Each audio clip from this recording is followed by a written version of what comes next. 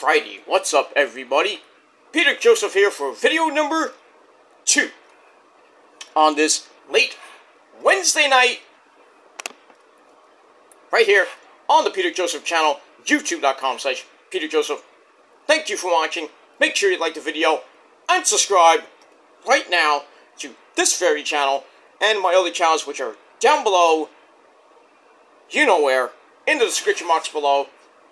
So, show this channel and my other channels your love and support. Smash that like button, stick the thumb up the haters, you know what's, because that's where it belongs. Up there fucking wazoo.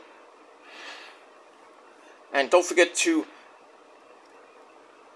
friend me on Facebook, follow me on Twitter and Instagram, if you're real, if you're not. Get a fucking life, you mongoloid retards. Get a life, get a job, get some pussy, and get the fuck out of here. But if you're real, then follow me on Facebook, friend me on Facebook, follow me on Twitter and Instagram. Share the video all over the goddamn place.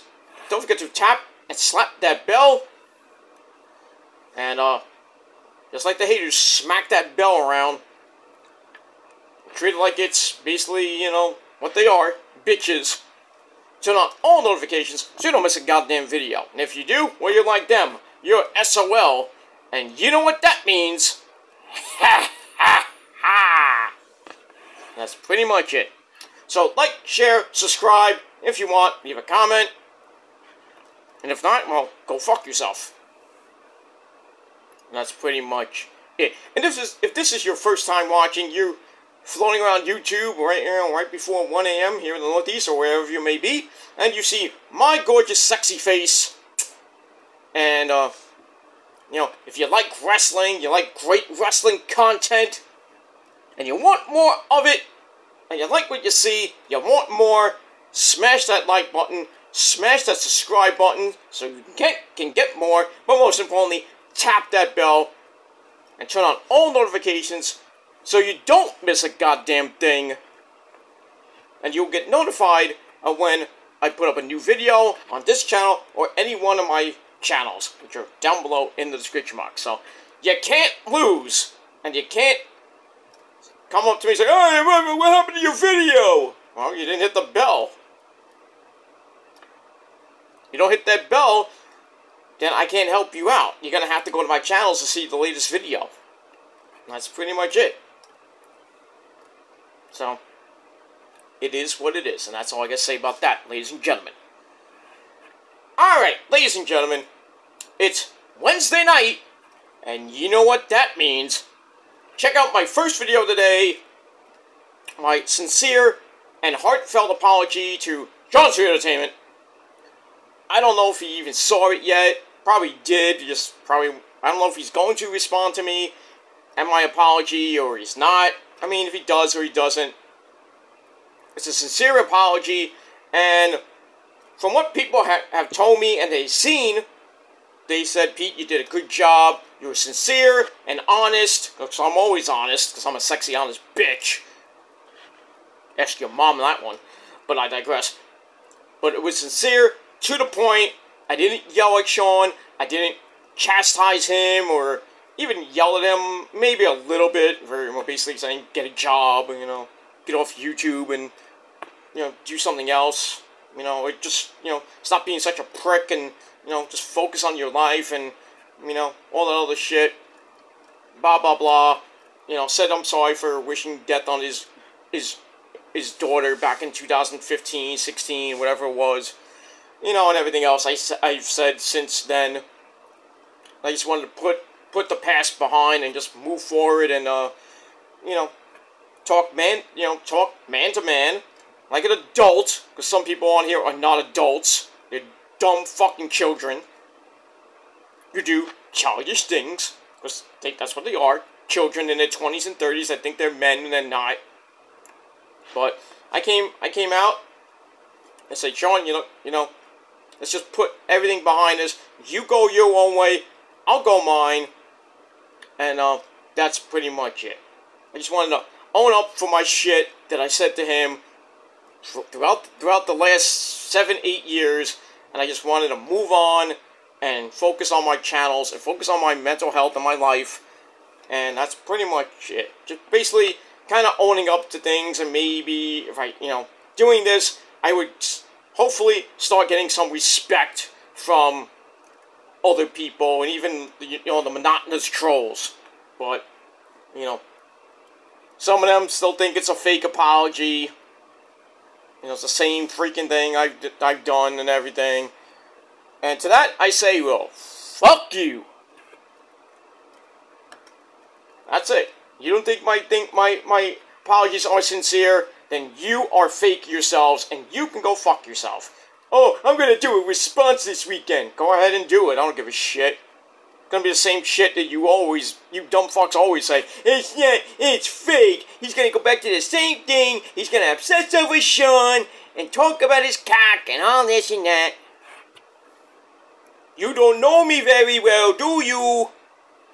I'm not the same person obsessed over people, I'm way different than that now. It's 2023. I think it's time to, for some people to grow up and, not dwell about the past, focus on the future, kind of atone for your sins and atone for your bullshit that you've done all those years. And that's what I'm kind of doing. That's what I did.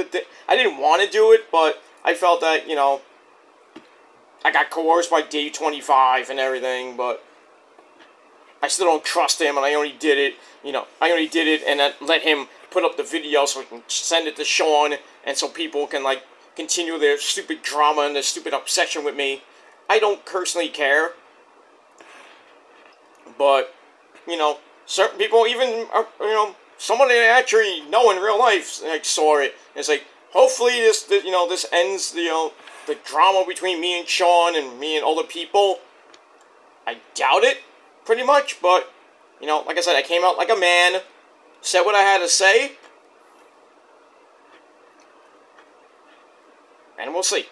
We shall see what happens with that. But link to the video down below on the very evil and very legendary PG Rants channel. And already it's not skyrocketing, but it's pretty getting a lot of views so far. So I did my job. And that's pretty much it. Now we wait to see if, Sean responds to me, or it's going to take another 8 years for him to respond to me. But like I said, it's up to him. The ball's in his court. If he wants to respond to me and accept my apology or not accept my apology, that's up to him. If he doesn't, I don't care. At least I put out the olive branch. And that's it. I was a man. I said what I had to say as a man, and that's it. Moving on. And that's pretty much it for that. Now, will I do any more apology videos? Maybe, maybe not. I mean, I already apologized to people like Chase and Double Z and Jordan and Eric for what I said, throwing them under the bus last year. I mean, I would do another video like I did today to Jordan and to Eric, or especially Eric for, wishing COVID on him, and I didn't want to do that. It was just, heat of the moment stuff. I was angry with all the stuff that happened last year, with all those people harassing them and doing what they did because because I was associated with them, and, because they have a hatred of me, so they want to go after my friends because they were associated with them and they had nothing to do with this shit. And, I should have listened to Jordan, I should have listened to Brandon and Eric and Double Z, and, yeah, even Chase too. But it happens, and I lost their friendship. Probably will never get it back. Even I lost Nick, for a little bit, and he got really angry at me, and now, so it took a little while to get over that, and, I have kind of talked to some people, besides Nick, and that I threw under the bus and everything. We're kind of talking civilly, we're not friends, my trust, probably never trust me ever again, but at least we're talking on a civil level, letting them do what they want to do, And I'm gonna do what I want to do, and that's pretty much it. But hopefully this video that I did about Sean opened some eyes here in the YouTube community. And you know, I'm not a bad guy, anything. Everybody thinks I'm a bad guy, I'm a piece of shit, but I'm an honest piece of shit, and I know when I'm wrong, you know. And that's pretty much it. So, but with Sean, I said what I had to say. I'm moving on. Will I do another video calling him out on his bullshit? Maybe. But, I mean, Sean's gonna be Sean. So, unless he does something really stupid, like kill somebody, then maybe, you know, I'll attack him like I used to do back in the day. But, you know, I told him nicely, stop being a schmuck, stop e-begging, stop clickbaiting, be yourself, not worry about these other people that have no fucking lives. Just do you. And I gave him a little bit of advice, you know, go seek another job at home, working at home, stuff like that. And long story short, check out the video. I explained it all, even though it almost went an hour because I was talking about other things. But most of the second half of the video was about Sean. So, but like I said, it's in Sean's court right now. The ball's in his court. If he wants to respond to me, it's up to him. Wants to, you know, wants to take my apology, great, and accept it, great. If not, I mean, it is what it is. And, you know, you don't have to trust me, Sean, and that I'm going to do another video about you. But like I said, you know, as a man, do other things besides talk about AEW. Because, you know, I know you're a WWE mark. You love the WWE so much.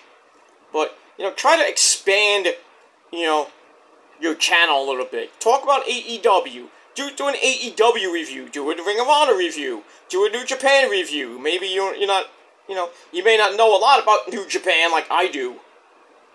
Or Ring of Honor like I do. Or even Impact. You know, just expand. You know? It doesn't have to be all about WWE news. I mean, talk about, you know, politics. Talk about, you know, you live in Massachusetts. Why don't you talk about the Red Sox? Why don't you talk about the Bruins and talk about the Celtics and the Patriots? You know, do sports videos. You don't have to do about wrestling. You know, branch out a little bit. Like what I do, I don't talk all about wrestling. I talk about sports here and there. I do sports videos. I do music videos, CD reviews, song reviews, concert reviews, you know, merchandise unbagging or unboxing and shit like that. You know, my metal guys not all about tributes to the dead and all that other shit. My rant channel, I rant about anything, whether it be wrestling, sports related, music related, movie related, celebrity news, shit like that. And, you know, the new backup channel is just basically vlogs and predictions. That's just all it's gonna be. So, you know, I branch out, you know, on my different channels, but most of the time I keep the main two channels, my this channel and my Kill with Demons channel, are my main channels for wrestling. And that's pretty much it. Pay-per-view reviews here on this channel. On the Kill with Demons channel is really Raw, SmackDown, Collision. Wait, Raw, SmackDown, Collision, Rampage, and Ring of Honor. On this channel, you get Dynamite and NXT and pay-per-view reviews. So there you go. So that's why I branch out. That's why I have so many so many channels, 4 or 5 channels. You know, because I like to branch out. You know, why don't you just have one channel? You know, I would. You know, I did way back in the day. You know, when I had my first channel, my Human Killer channel, I talked wrestling and whatever I felt like it on one channel. But, you know, at the time it was like 10-minute time limit. I couldn't do all that in 10 minutes. Like, you know, I did Ring of Honor. When I used to go to Ring of Honor, pay-per-views and house shows. I did that whole show in just about 9.5, almost close to 10 minutes.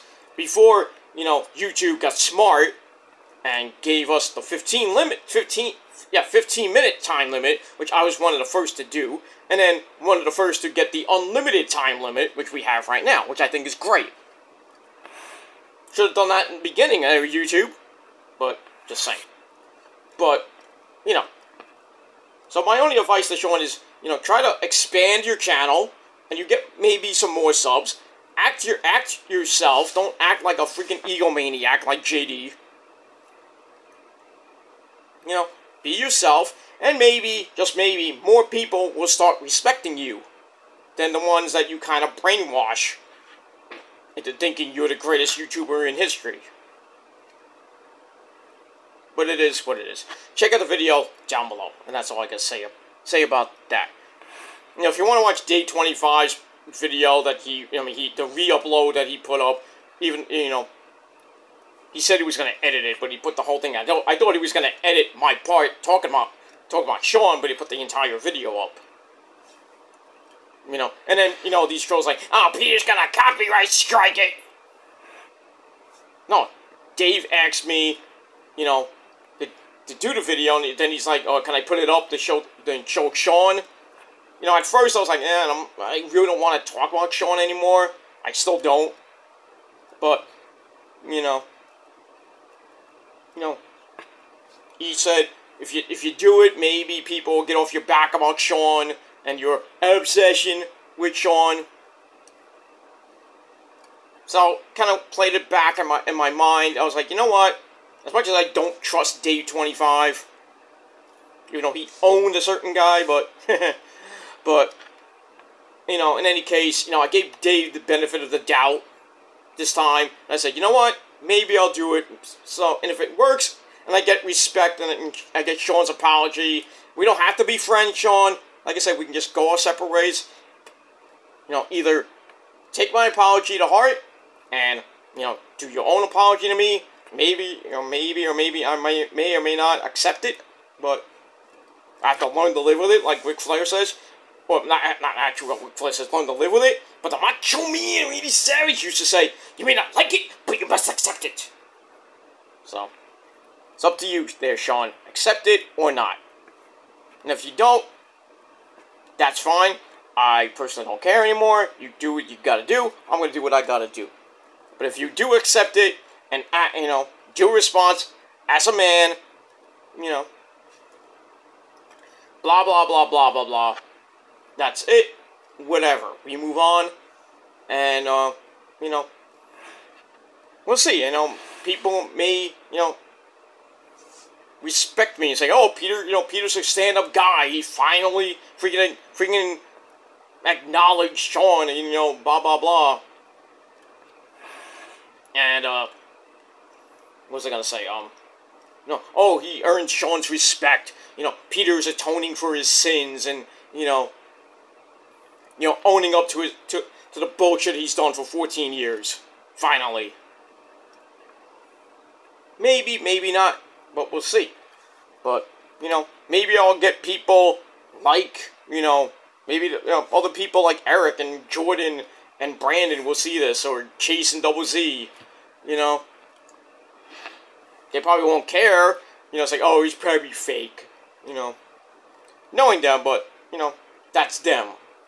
But if they listen carefully to what I had to say about Sean and everything, and listen to my my voice and everything, that it was sincere and everything, maybe, I doubt it, but maybe, it's like, yeah, oh, finally, Peter, own up for his shit for once.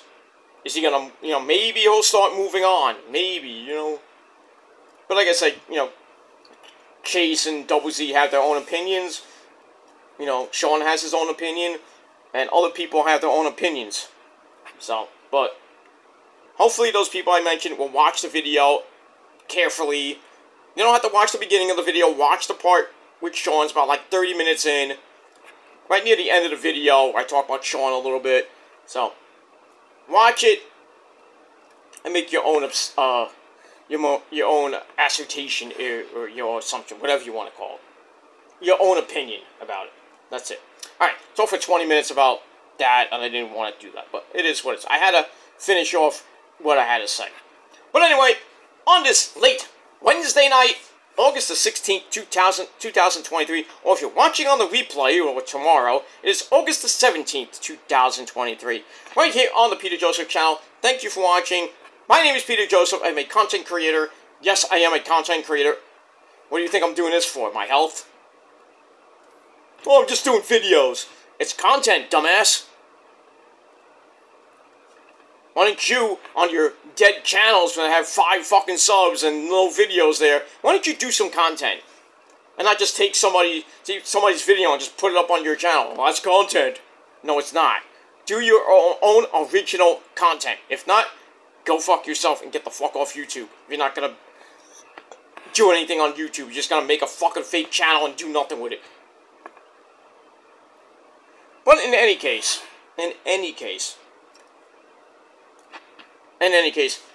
Peter Joseph here, a content creator talking about wrestling and AEW and WWE, Ring of Honor, Impact, New Japan Pro Wrestling, and anything in the world of sports, music, movies, and everything else. Thank you for watching here on the channel. But right now, my friends, on video number 2, on your 2 for Wednesday, I will be doing my NXT review.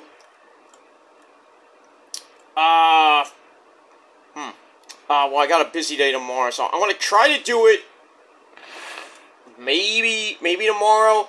I do got my Ring of Honor review tomorrow. I'm going to do that tomorrow night, because I got some errands to run and other things to do. So I might do it either late tomorrow night or most likely early afternoon on Friday. And then we'll go back to normal on Friday night. I'll do SmackDown. Saturday early afternoon, I will do Rampage, and then Saturday night, late Saturday night, your Collision review, and yeah, that's pretty much it for that. So tomorrow night, Ring of Honor review. Friday, you get a 2-fer SmackDown and NXT, and then on Saturday, another 2-fer Rampage and Collision. And that's pretty much it for this week. Next week's going to be a big week. We got predictions coming your way for All In on August the 27th. So I'll be doing that probably, maybe that, the day, well, that's going to be at 1 o'clock.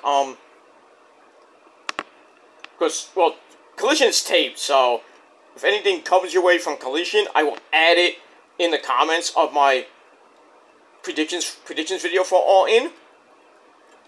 And that's pretty much it, because 0 Hour starts at noon Eastern on the 27th and the main show at 1 p.m.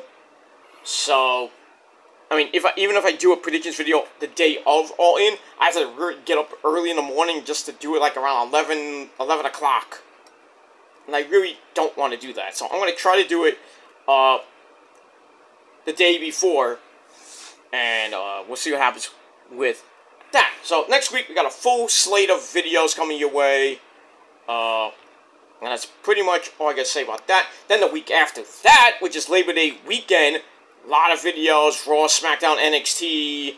I got predictions videos coming your way for Payback and All Out. And also the reviews right here on this very channel. Hopefully the same day, or maybe the day before, the day after, but we'll see what happens with that. I got a vlog for Labor Day coming your way on Labor Day, on Labor Day, or maybe the day after Labor Day, September the 5th.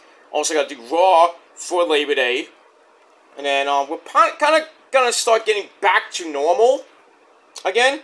But like I said, when September starts, my work schedule is gonna be changing. And the videos are not going to come every day. It might come every other day or every 2 days. Who knows with that.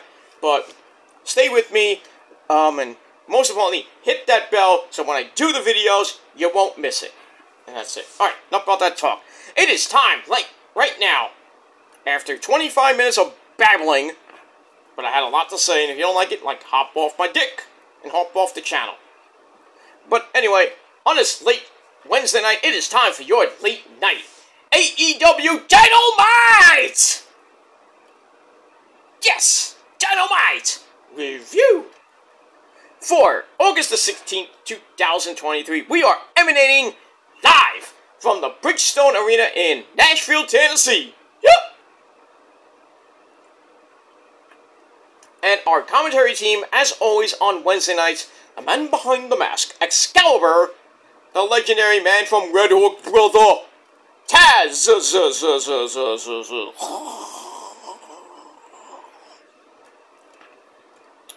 Anyway, Taz is happy the Mets won tonight.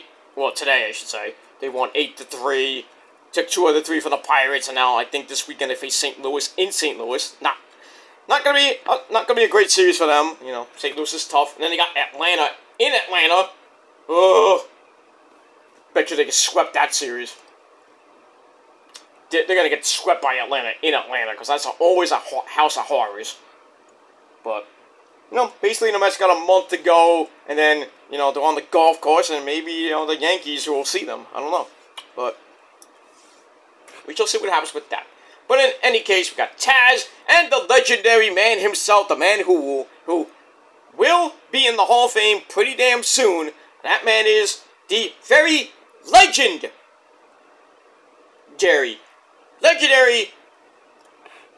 man himself, and that is my good friend and yours, Tony Baloney Schiavone. How you doing there, Tony? XWF all day, Tony Schiavone. You know what I'm talking about. But I digress.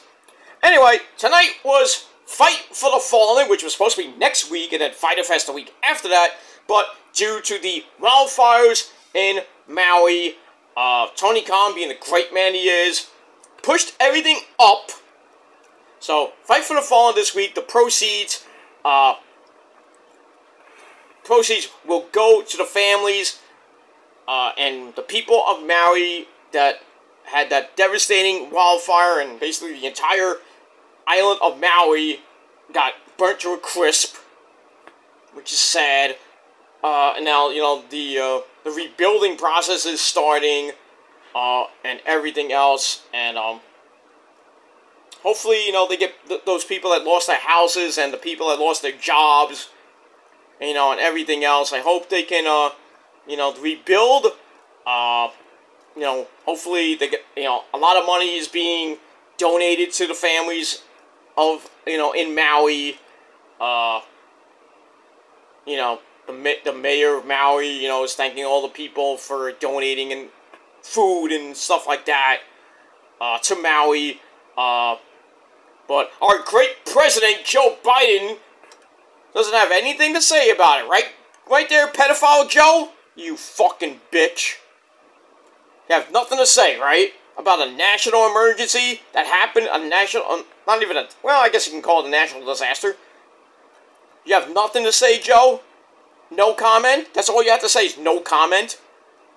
A freaking island burns down. And you have nothing to say? You're the president of the fucking United States, Joe Biden, and you have nothing to say? The fuck is wrong with you? That's why everybody wants you gone, and take your bitch vice president with you. You know who wouldn't say anything about, who would say something about this? That's Donald Trump. Or DeSantis, or anybody that's going to become president next year. They would definitely say something about this. They would say, oh, this is horrific. We're going to do everything we can to, you know, to help out, you know. I mean, Joe Biden, the president of the United States, can't even offer some money to the families of Maui and Hawaii. I mean, Hawaii is the 50th state. And then Puerto Rico's 51. Technically. I mean, but seriously, Joe Biden, you stupid old man, you senile bastard, you can't say anything? Oh, you got more problems to deal with, like with Ukraine and Russia going berserk, and then China, you know? But you got to worry about your stupid thing with your stupid fucking cokehead son? And you lying to people, it's like, oh, I didn't know about this 2015 shit. Or the shit you did when you were vice president, and even, you know, and you're doing now. I can't wait till you're gone. I cannot wait. And then whoever you face next year in the presidential debates, whether it be DeSantis or Donald Trump, they are going to rape you a new asshole. They're going to bury you in, not even in, they're going to bury you on that stage, like Trump did in 2020. Not once, but twice. I think it was twice. Buried your fucking old ass. And he's going to do it again in 2024. Will it be him or DeSantis? Buried. You are done. And to your little bitch Vice President Kamala Harris, well, good luck. Good luck against whoever is the Vice President, going for the Vice President next year. Whoever DeSantis chooses or whoever Trump chooses. Trump could choose Ron DeSantis as his Vice President. That would be a great ticket, wouldn't it? Yes, it would. Those are two great men. And they will annihilate Kamala Harris in the and not even the primaries, the presidential debate. But we have to see when we get there. You know, the FBI and the stupid idiot Democrats are freaking and the judicial system are indicting freaking Trump. They don't want him to become president and everything because of all the shit he did in Mar-a-Lago and his past. I mean, it's a freaking witch hunt. It's a fucking witch hunt and everything. But Donald Trump said, I'll be president in the slammer. And like I said, it's a witch hunt. It's a basic witch hunt. This country's going into the shitter. Ever since Joe Biden bought that fucking election. The country has been shit for getting close to, 4 years now. But we want change. Freaking inflation's gone up the wazoo. Gas prices going back up the wazoo again. It's hard to find cheap gas unless you go to, certain parts of New York. And New Jersey, around $3.45, $3.50 now. It's $3.83 here in Brooklyn. Freaking $7 for a carton of milk. A gallon of milk is $7. Eggs are $7, $8. Crazy. Crazy. Medicaid's all fucked up. Health insurance is all fucked up. People are still waiting to get on Medicaid. The healthcare system in the United States is garbage. I think all of us want to move to Canada for free, free healthcare. But, I would do that, but I'm not going to go to Canada. I mean, I would, but I'd rather live in a great city like Ottawa or Ottawa, Ontario, Canada, or maybe I'll go further west and go where Andre Corbeil lives, and that's Calgary, Alberta, Canada. But then again, you got to deal with the snow. So maybe Canada's not the greatest idea in the world. Then again, I could move to Saskatoon, Saskatchewan or Winnipeg. I could maybe move to Winnipeg. Winnipeg's pretty nice. Nothing bad about Winnipeg. For all the people in Winnipeg, how you doing? Kenny Omega and freaking Chris Jericho country. Will I move to Montreal? Maybe, maybe not. Toronto? Not really. I probably would go to Ottawa because I've been there before and it's pretty damn nice. Even though the people there, the hockey fans there, they hate the Rangers so much. You know why. They hate the Rangers. They hate New Yorkers. What else is new? I mean, I wore my 1994 Stanley Cup jersey when I went to Niagara Falls and I traveled into Ottawa. And I went to like a, what do you call it? Kind of, not an amusement park per se, one of those festivals and stuff. Wore that in pride. Everybody's like, fuck you! Fuck the Rangers! And I go, well, fuck you too!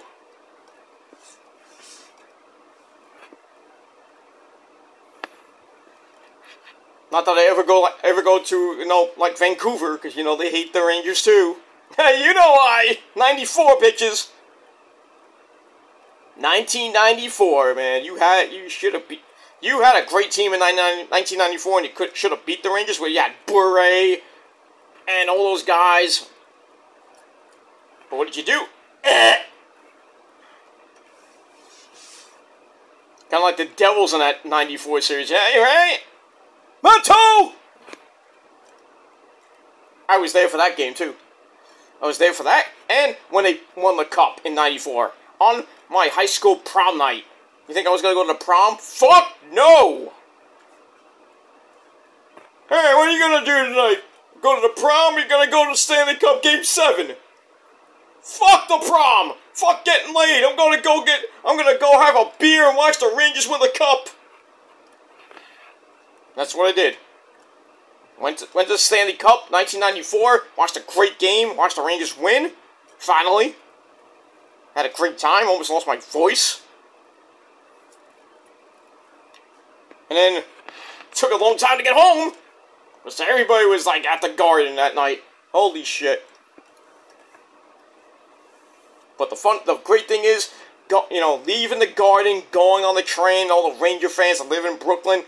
Rangers! Let's go, Rangers! The whole ride home. And then, going to school the next day. Yeah, I had to go to school the next day. Every fucking period from like 8 a.m. to 2 p.m.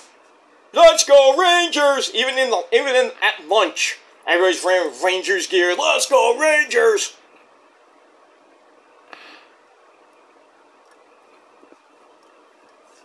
Then taking the day off school and going to the freaking parade at down the Canyon of Heroes in New York City, right down City Hall. I didn't go to school that day. I had the day off anyway. When you had regions and RCTs back in the day. I didn't have it that day, so I got up early and went to damn freaking City Hall. Waited for the Rangers to come down and, celebrate the Stanley Cup. Great shit. Good shit, my friends. Good shit. But, it is what it is. And I lost my train of thought. Alright, we move on. Alright, so, let's get back to the sport, professional wrestling. Alright, so Fight for the Fallen tonight. Proceeds, go towards a Hawaii Food Bank, helping out with the wildfires in Maui. Great idea. They're gonna do that for Rampage and Collision. So Tony Khan, you great man. That's all I gotta say about that. Alright, we are, as of this video, 10 days away from all in jolly old London, England, at Wembley Stadium.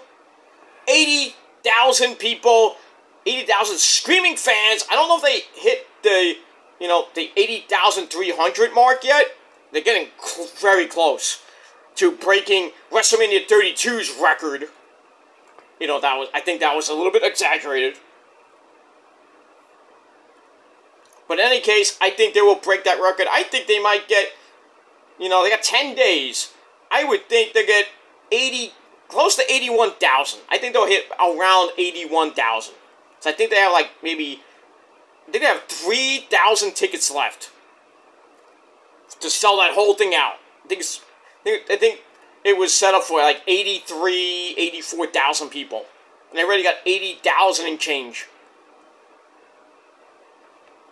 That's good. It's probably going to be the event of the year, the highest grossing pay-per-view this year, and possibly, I would say possibly, I guess all time.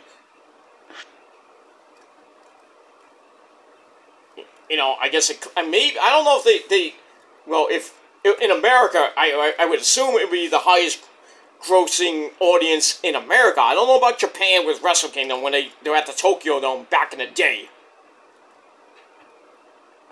I don't know. I don't know if the Tokyo Dome can hold like 85, 90,000 people. I'm not sure on that, but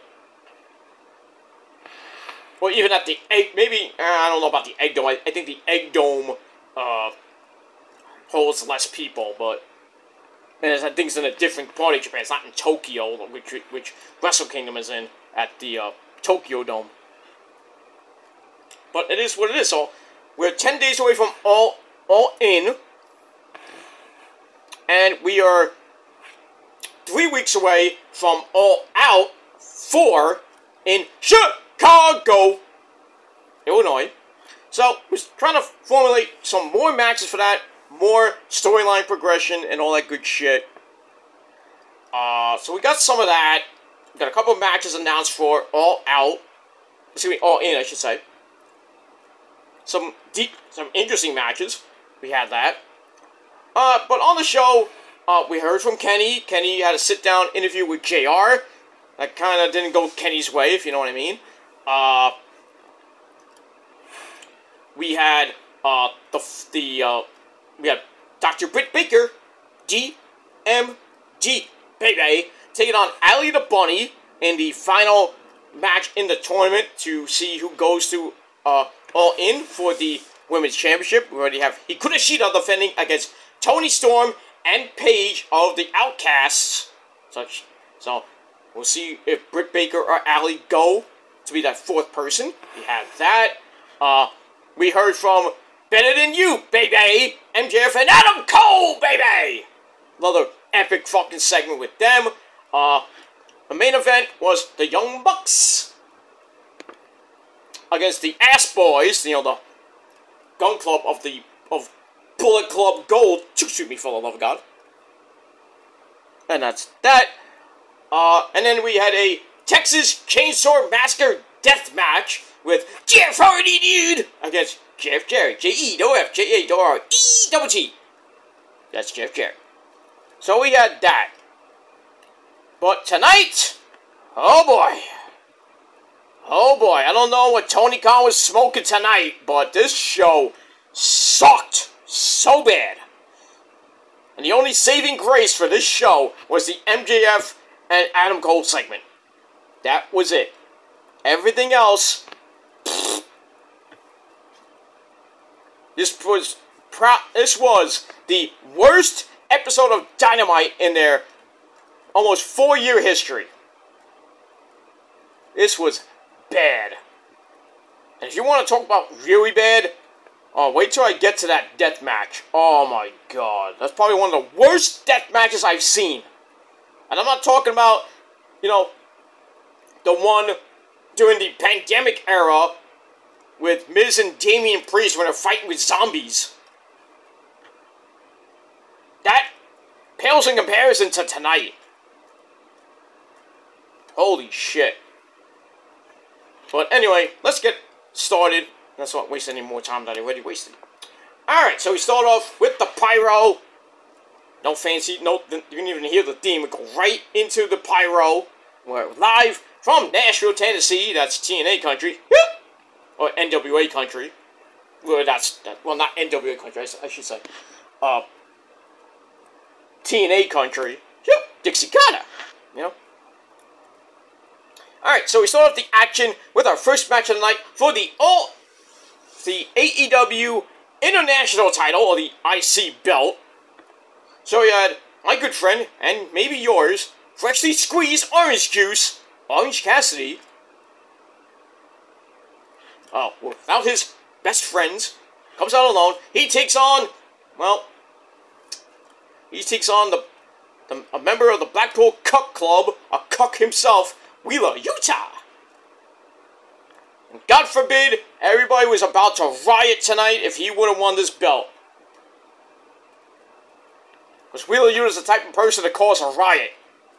Because he sucks so bad. But anyway, the match itself was okay, nothing great. So this is teacher versus former student. It's Orange Cassidy mentored Wheeler Yuta, and then they remember back when we first found out about the best friends, we had Orange Cassidy, Chris Statlander, Wheeler Yuta, and then Chucky T and Trent. we would see them on BTE, hanging out, and then Statlander beating the fuck out of Wheeler Yuta at times, which was always great. We should see that, the Blackpool Cut Club beat the fuck out of, Wheeler Yuta on BTE. Have Claudio give him a noogie or something like that. Or Moxley beating him up, making him bleed. Or then again, maybe Moxley will bleed just by beating up Wheeler Yuta, And then Bryan Danielson will just call him an idiot. But it is what it is. Anyway, so we have a feeling out process to start. Not like that. And then they slug it out. Really not going anywhere. Then they trade belly-to-back suplexes. Then they kick each other down. And OC gets sent to the floor. Gets taken down with a big flippy-dippity-doo by Mr. Wheeler Yuta. But OC reverses a suplex into one of his own. But Wheeler Yuta comes back with a pile driver on the ramp. Ow. And Cassidy rolls back towards the ring. And Wheeler Yuta's like kicking him in anger. Get out of here. They finally go back in. Orange Cassidy hits a quick beach break for a near fall. As we go to picture-in-picture, we come back. Wheeler Yuta works on the hand of the champ. But he has to catch Cassidy on the top rope as he's trying to for a move. And then we get a sick-looking top rope superplex. Sends the champ down hard. And then Wheeler Yuta with a top rope splash for a near fall. But the champ goes right back with a Michinoku driver into a penalty kick, and it was good.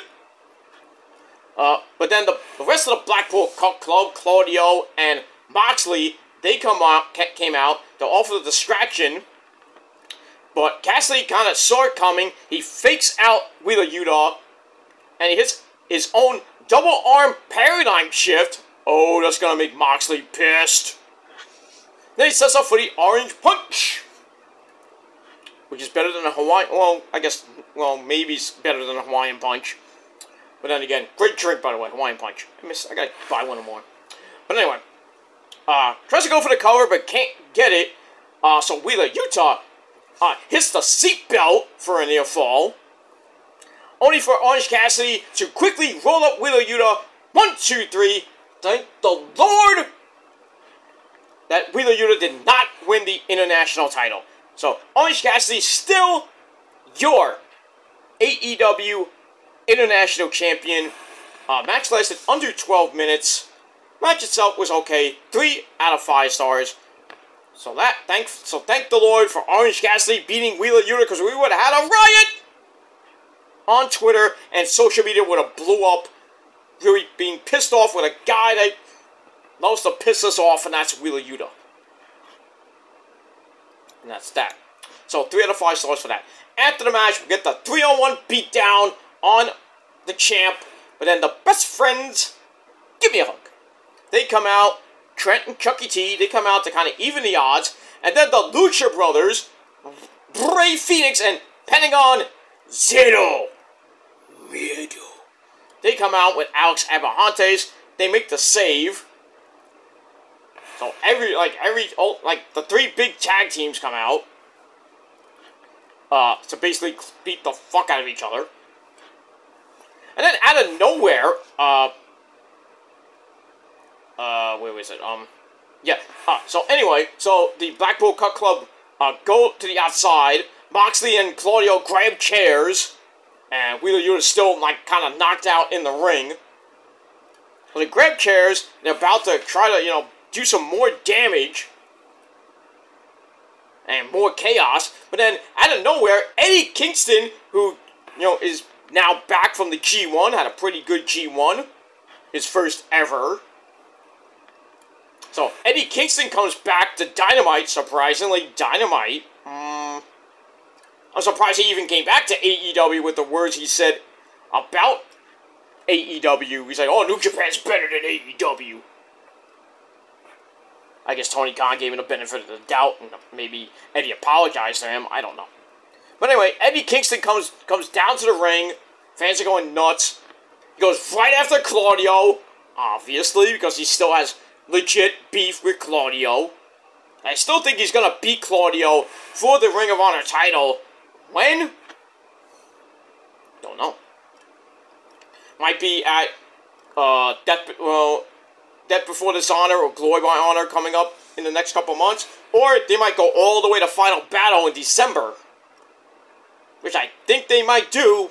You know, we only got 3.5 months, so I would almost assume that Claudio versus Eddie, I think part 2, and Eddie came this close to winning earlier this year. And then they're going to run it back at Final Battle, and Eddie Kingston's going to, I would hopefully assume that Eddie Kingston will beat Claudio and become your new Ring of Honor World Heavyweight Champion. And I think he has done it before. So, we shall see what happens with that. Alright, so anyway, Eddie Kingston comes out, goes after Claudio, and then the rest of the club leave in the crowd. So Eddie, along with the Lucha Brothers and the Best Friends, they're in the ring. Eddie gets on the mic and basically challenges the Blackpool Cup Club to find 3 other partners for a 6-on-6 match. But it's not going to be any match at Wembley Stadium for All In. We're going to get Stadium Stampede! Yes! Oh, if you haven't seen the first 2 Stadium Stampedes, oh, you're in for a treat. This is probably one of the most barbaric matches in AEW history. Including Blood and Guts, and including Anarchy in the Arena. This is probably one of the most hardcore matches you'll see. Most fun match you'll see. When we saw it with the Elite, the first one with the Elite at Daly's place, and they went to the Jaguars, stadium, and that was pretty sick. Then they had another one, I think, with the inner circle. Well, I think the first one was with the Inner Circle. I forgot the second one. I think was with the Blackpool Cup Club. I forget. But in any case, I think this is the third one, and we'll see what happens with that. So, Eddie Kingston teams up with the Best Friends and the Lucha Brothers to take on the Blackpool Cup Club and 3 members of their choosing. I don't know who they're going to get, but I guess we'll have to see next week at the Go Home show, or maybe later this week on Collision or Rampage. So, we'll see if the Blackpool Cup Club have any friends that can take on Eddie Kingston, the Lucha Brothers, and the Best Friends. We'll have to see what happens with that. And we move on. Alright, so that's another match that has now been announced for All In. So that's going to be one crazy match in London. That they can go all over Wembley Stadium. Maybe they'll go on the streets of London. Maybe go to Buckingham Palace. Have some tea and crumpets with the king. Maybe then maybe they'll go further that in London and go up to Big Ben. Maybe like Moxley gets thrown off the Big Ben. I don't know. That's nasty to say. I'm sorry about that, but hypothetically, but it is what it is. So we'll see what happens with that at Stadium Stampede 3, coming your way at All In a week from this Sunday, and we'll see what happens with that. Alright, after that, we go to the sit-down interview with good old JR, McDonald barbecue sauce, at Daly's place, of all places, Daly's place. So he sits down with former World Heavyweight Champion, former Tag Team Champion, former Trios Champion, former Impact Champion, and former AAA Mega Champion, the man himself, the cleaner, Kenny, by God Omega. And it's Wednesday nights. We stay up late. We watch Kenny Omega while we masturbate. And that's pretty much it. Alright, so JR asked Kenny, about his problems with Don Callis and everything. So, turns out that Don Callis was friends with Kenny's uncle Don, or no, not Don, sorry, Larry, and helped him get whatever he wanted. The God of Japan, DDT, all that stuff in Japan, blah blah blah. So we get that, and then of all people, Don Callis comes out. Starts talking to Kenny and everything. But it was a distraction as Bullet Club Gold come in, the entire group. They come in with Takeshita.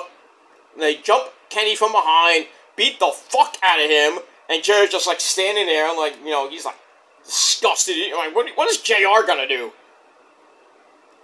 JR's just there, like, oh, this is disgusting. Back out of Slobberknocker! He can't do anything. And it looks like we're gonna get, eventually, what we get in our next segment, we get a match, a 6-man tag team match coming up with Kenny involved.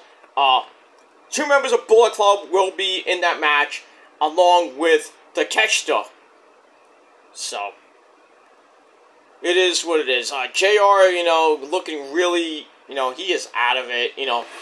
He's still got that really horrific skin injury on his leg, his ankle area that he showed pictures on Twitter. And, man, it is just nasty.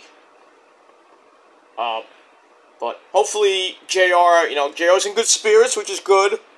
Hopefully, you know, he can get much better. He's been on the last 2 weeks of Dynamite. Sorry, not Dynamite.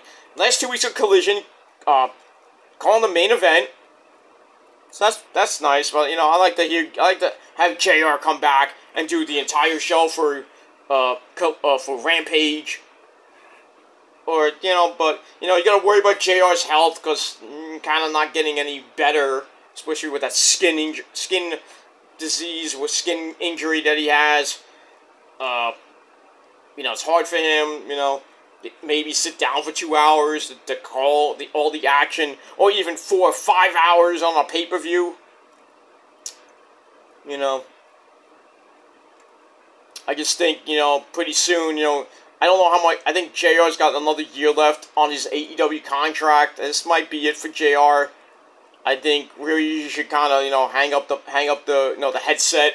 He is a Hall of Famer, you know, in WWE, and if AEW has a Hall of Fame, they would induct him. But I just think, you know, that with JR's health not so good out, but, you know, I think that JR should kind of just pack it in, focus on your health, you know, come back every once in a while for some big, you know, maybe, you know, he comes back at Double or Nothing, you know, the big AEW shows, you know. No, he comes back at All Out, or he comes back at All In 3 if they do it next year, or maybe Forbidden Door. You know, big shows, big, huge shows. Maybe he comes back for the 4th anniversary of Dynamite, or the 5th year anniversary of AEW next year. But if I was him, I would worry about my health. You know, because I think fans, you know, they go up to him, you know, they say get better, JR, and everything. You know, blah, blah, blah. But if I met JR, I'm like, JR, you know, you should really, you know, kind of think about your health right now, you know. Just take it easy. Take it easy. Take it easy.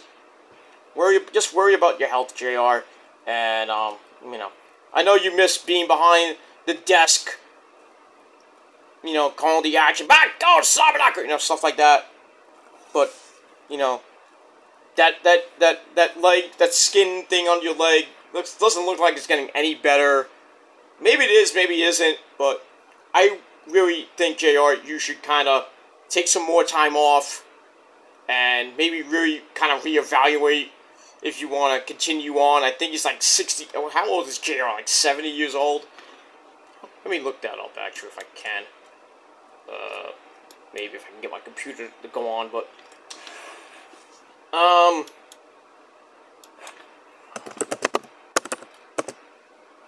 Let me see if I can get this with my slow as fuck computer. Jim Ross is 71 years old. His birthday is January the 3rd. So his birthday's gonna be coming up pretty much a little over a week after mine. Which is crazy enough. Mine's you know when mine is the greatest day in the world. That's the same day as Jesus. And let me kill myself from Monday we play rock and roll, you know. Right before Christmas and everything. So, right after the new year, you know, Jim Ross' birthday. So he's 71 years old. But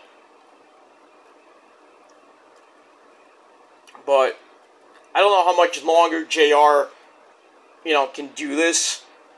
Hopefully another 10, 15 years maybe. But, he's starting to forget things. He's kind of slurring his words at times, and, he just does, right now, he just doesn't look great. I mean, he's good, like I said, he's in good spirits. But I think he should take some time off and come back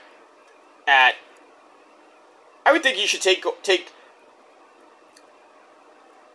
September and October off, come back at Full Gear 5, and then in November, or maybe he'll come back come back for like Dynamite Grand Slam and Rampage Grand Slam, and maybe Collision as well, and then take a couple weeks off, take another month off, come back at either at the anniversary show, or come back at Full Gear, and then take the rest of the year off, come back January the 1st or January 2nd, the first Dynamite of the year of 2024. I mean, we'll have to see what happens with all that. But like I said, he is 71 years old right now, and hopefully got a long way to go with good old JR. And that's pretty much it. Alright, we move on with that.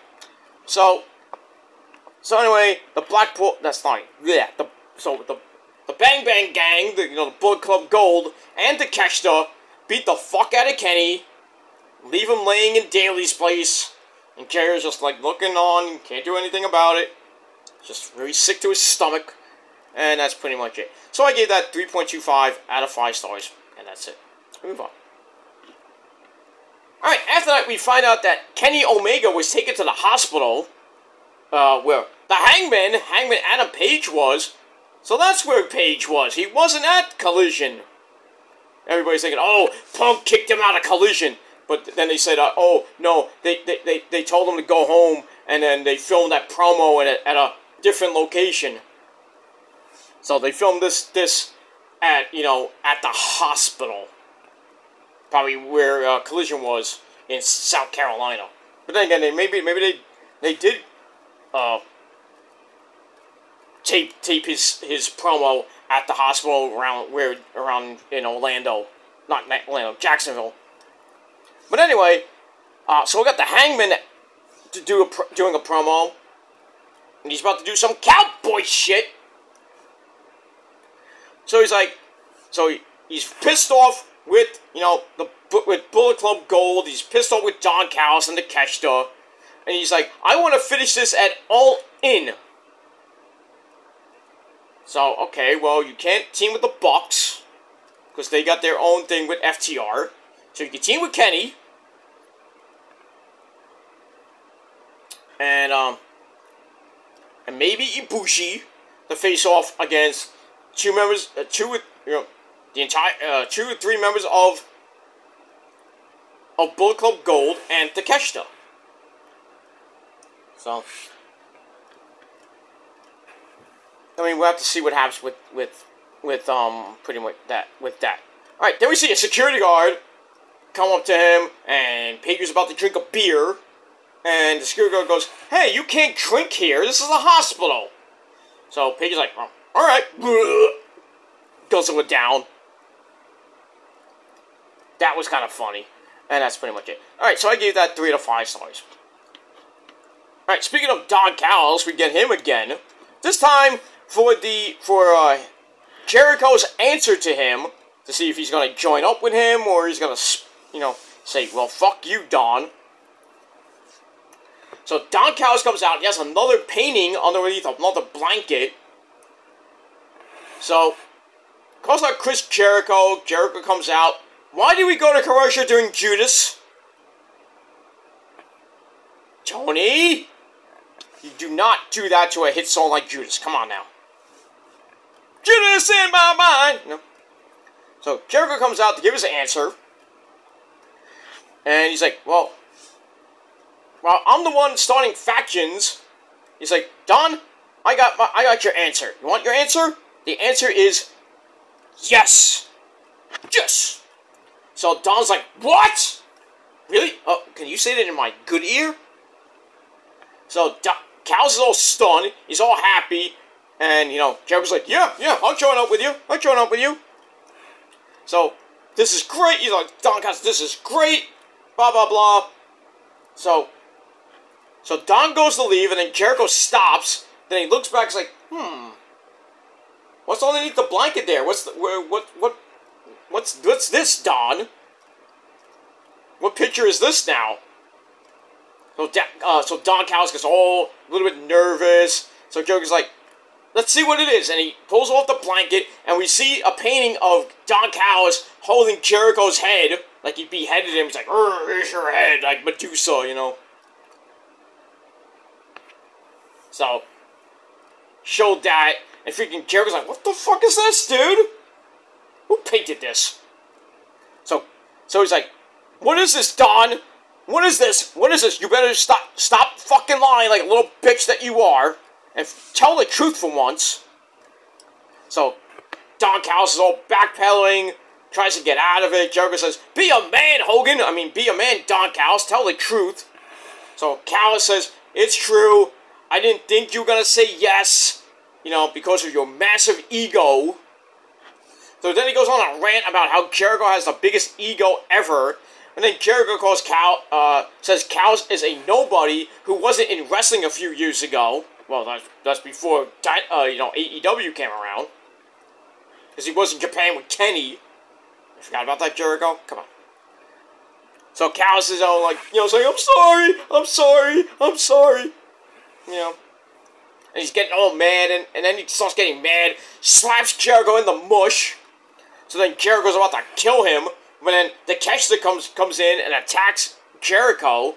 And then Jericho tries to come back, and then Will Ospreay, the IWGP UK champion, changed that to the US, no more US championship, it's a UK championship now. He comes in, jumps Jericho from behind. Then we get a big-ass fuck beat down. Ospreay takes a chair, smashes it over Jericho's head, busts him wide open.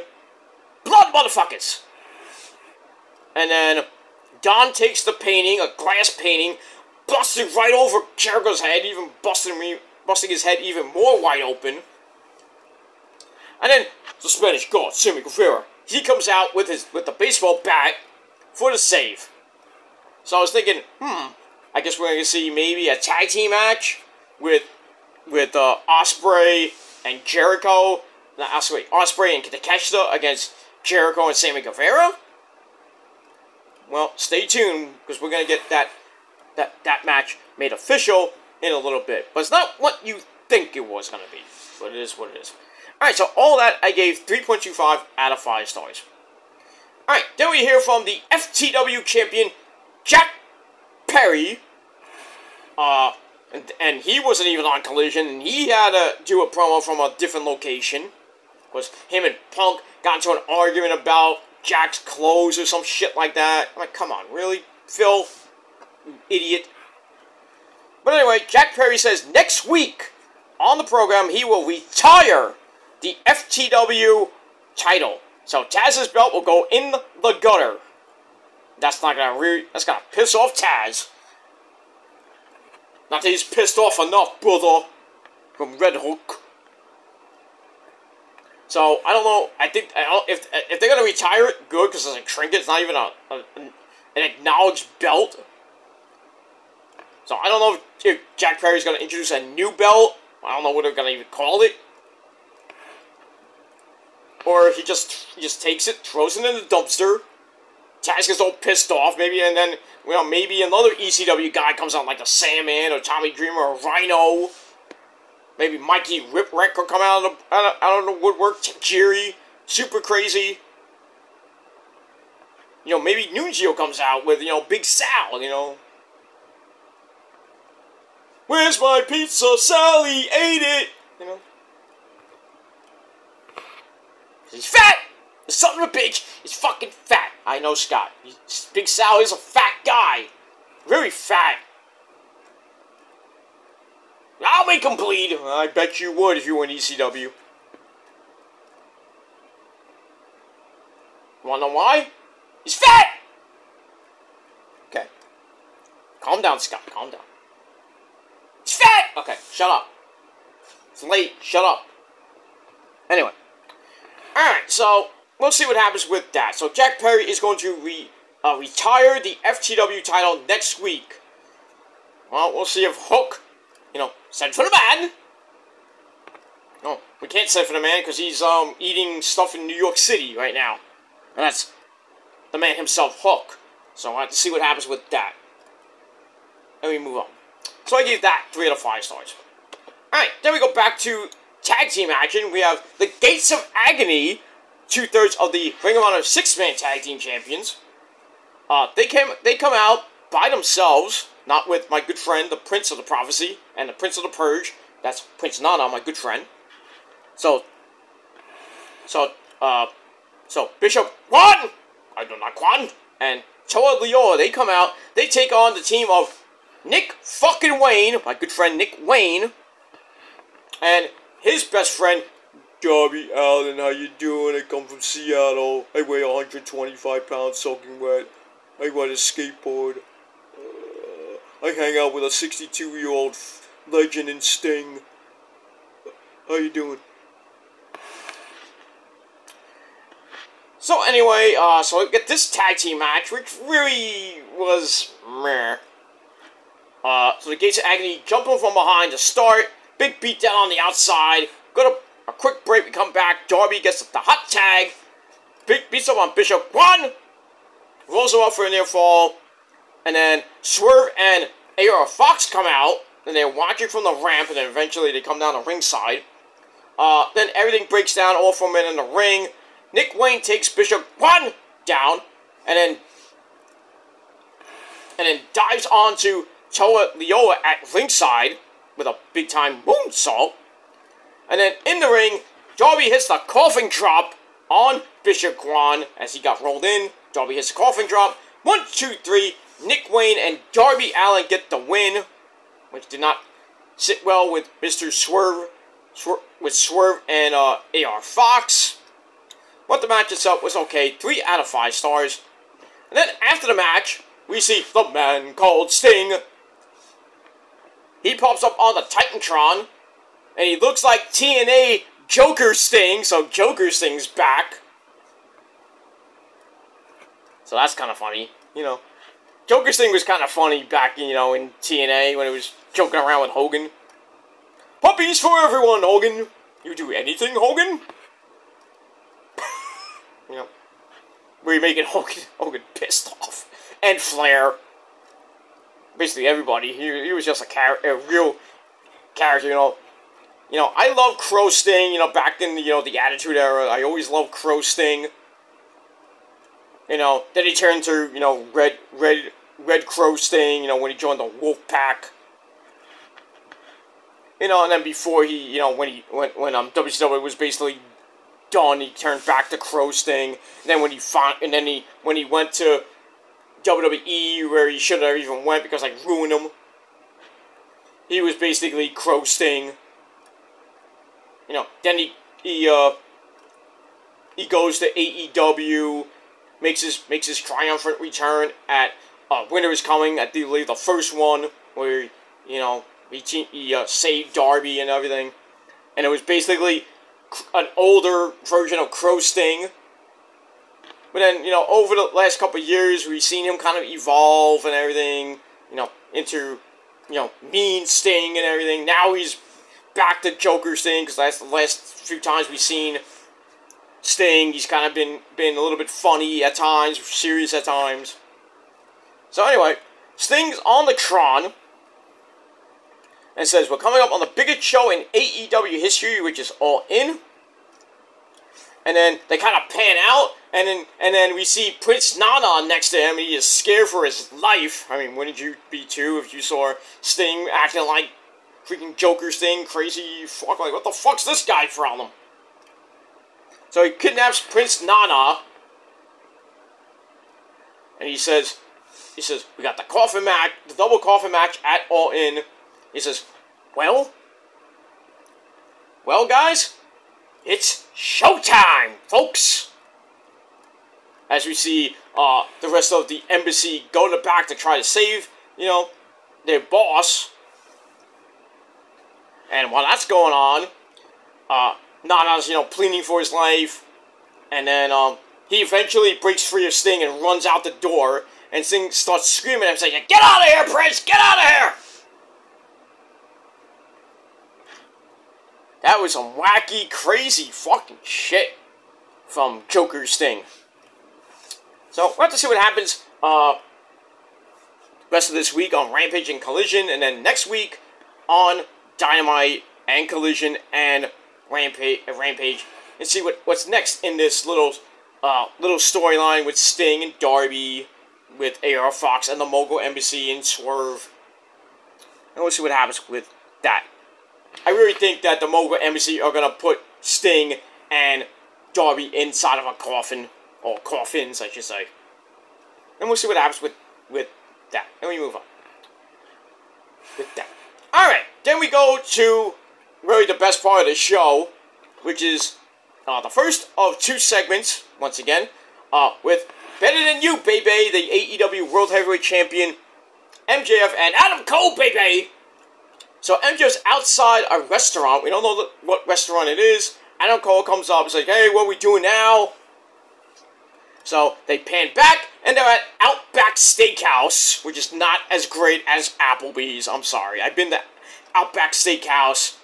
Their onion ring, what do you call it? The onion flour thing? I forget what it's called. Nasty. It's not that nasty, I should say. I've had it. This steak is pretty damn good. I had a mean, juicy steak with some garlic mashed potatoes back in the day. Last time I went to Outback Steakhouse. Like I said, I'd rather go to Applebee's and get my Alfred, Alfred Kanua special, get discount. No, I'm kidding. I kid, Alfred. I kid.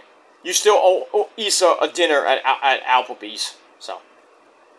Pay up, sir. You need to pay up to the Puerto Rican princess. I'm gonna have to come after you in the West Coast. If I have to come to the West Coast and kick your ass and give you a Gilmore color,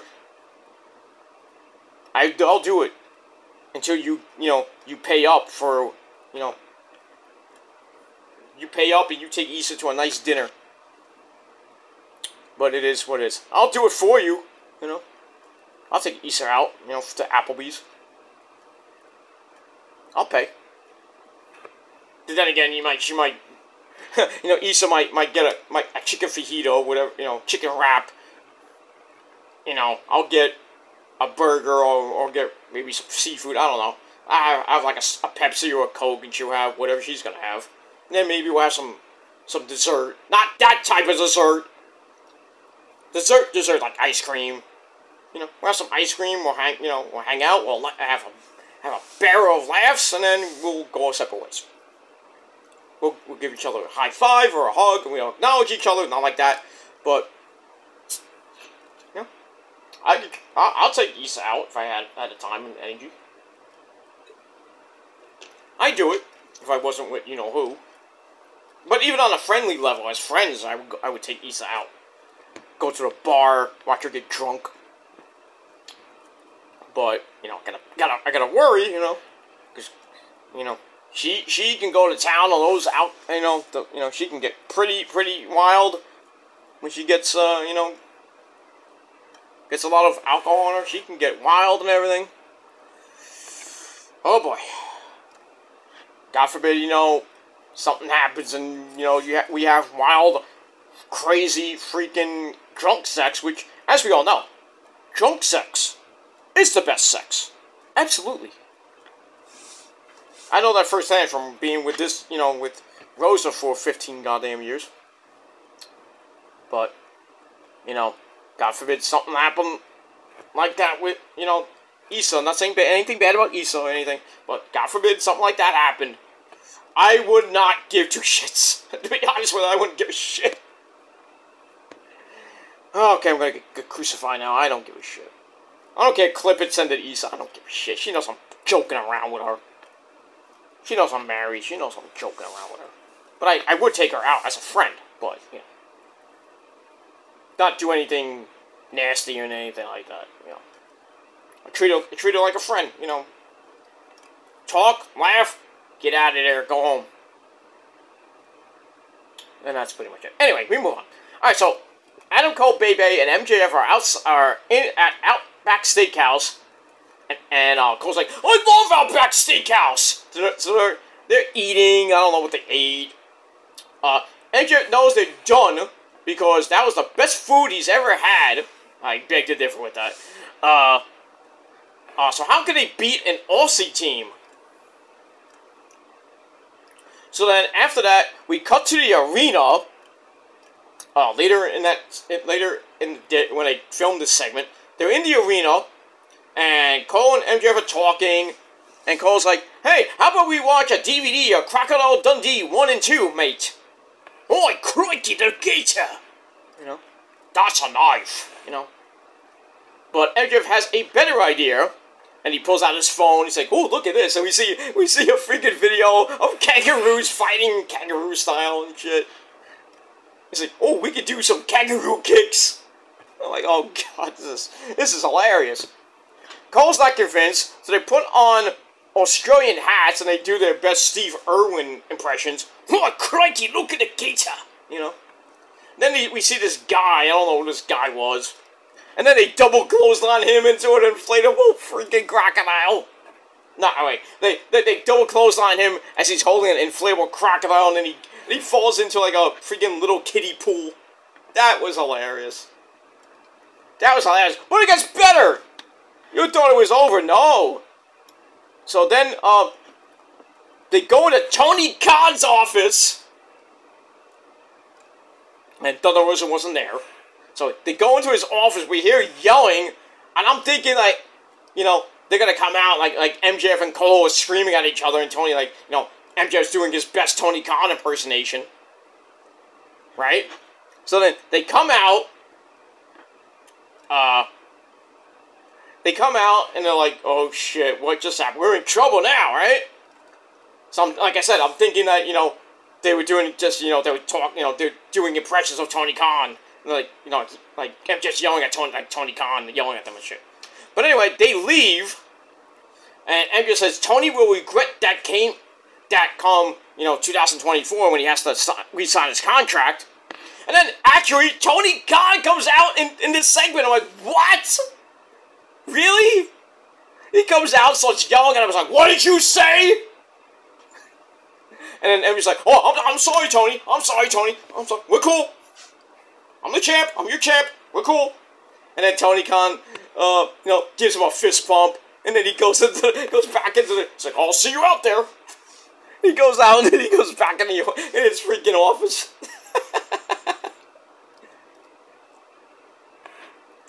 I didn't understand that for a second. I was like, "What the hell is this about?" It was hilarious, though. This is good shit. I mean, we're only 10 days away from, you know, the eventual end of this thing, you know, where either MJF turns on Cole or Cole turns on MJF. You know, it's gonna end. It sucks. But we've had a great ride for the past month or so. This has been great segments. Great shit. And that's it. So I gave that segment 4.25 out of 5 stars. It's just good TV. It's just good. Like the Bloodline storyline. Good shit, but Bloodline storyline is much better. Much better. And as always, don't forget to put up your ones. We must acknowledge our tribal chief, Roman Reigns. As always. Getting close to 1,080 days as champ. Ooh, it's just so good. It's so good. And, that's pretty much it. Alright, so like I said, 4.25 out of 5 stars for that. Alright, we move on. Alright, then we see MJF and Adam Cole arrive in MJF's little car, his little red Corvette car. They head inside. It's like, "Oh, we're gonna go talk to the fans in our next segment." And then we see Roddy still in his little, you know, freaking neck brace. And he limps his way to the car. He says, "Hey, Adam, come back!" And then he's like, ah, shit. And he kicks the freaking car tire, hurting himself even more. And then we see Mike Bennett and I'm Matt Taven, the Kingdom, come up to him and like, oh, it's okay, Roddy, it's okay. Give me a hug. So we get all that. And then we go in the ring with MJF and Adam Cole. They're ready for All In, but first they have to win the Ring of Honor Tag Team belts with a kangaroo kick, as MJF would say. Cole's like, no, we're not doing that. Then he starts talking about how important the world title match is to him to solidify his legacy here in AEW, not just by being in AEW and winning the belt or being in the title match, but winning the title match. And MJF's like, nah, I don't buy that for a second. So let's have story time with MJF, baby. So he's like, when I first got into wrestling, I was told to write down my dream opponents when I started in Creative Pro. First one was Cody Rhodes, so they mentioned Cody again. Oh, man.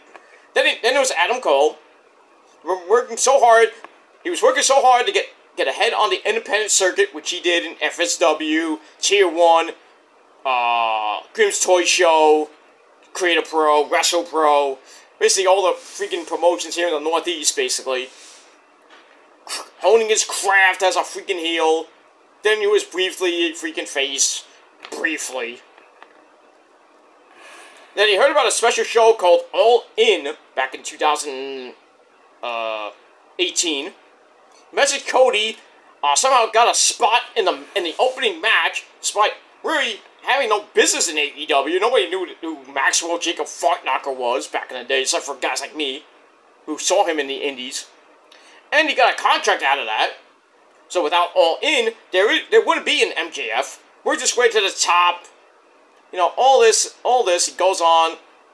He says, I'm going to win because nobody is on the same level as the devil.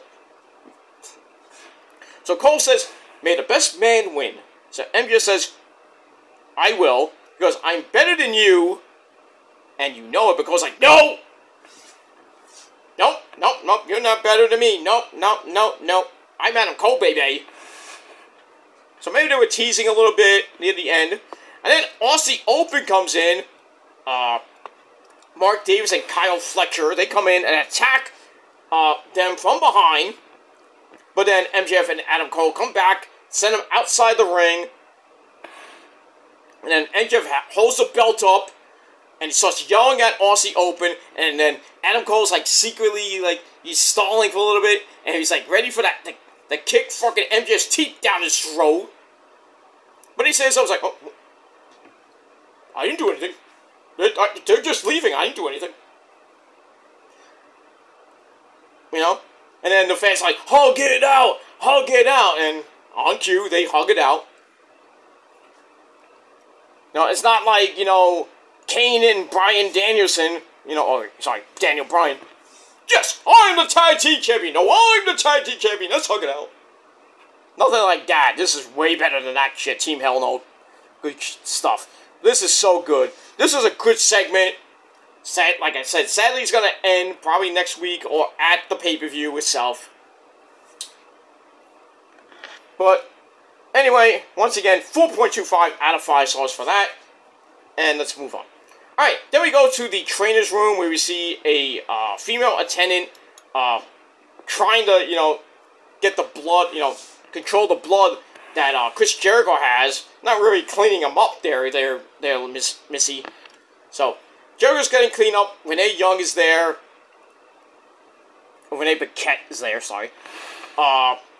He says he's going to have a match with Will Ospreay. So obviously that is now made for All In. He says, I've been ready since 2021, and would have happened. This match would have happened without the pandemic. You think? A lot of matches would have happened without this fucking virus happening. So anyway, he says Ospreay doesn't know what he's getting into because the Ocho is coming for him. So in his home country, Will Oceanspray takes on the Ocho, the Wizard, Le Champion, Chris Jericho. Now, I don't know if it's going to be for the IWGP UK Championship or it's just going to be a straight-up one-on-one match.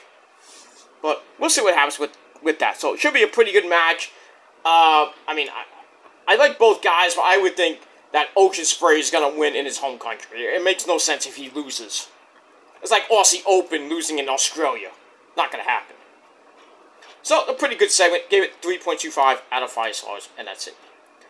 Alright, then we go to the worst match in AEW history, this Texas Chainsaw Massacre Death Match, to tie in with the video game release coming out, I think it's coming out tomorrow, come out this weekend. I don't know when this fucking game's coming out.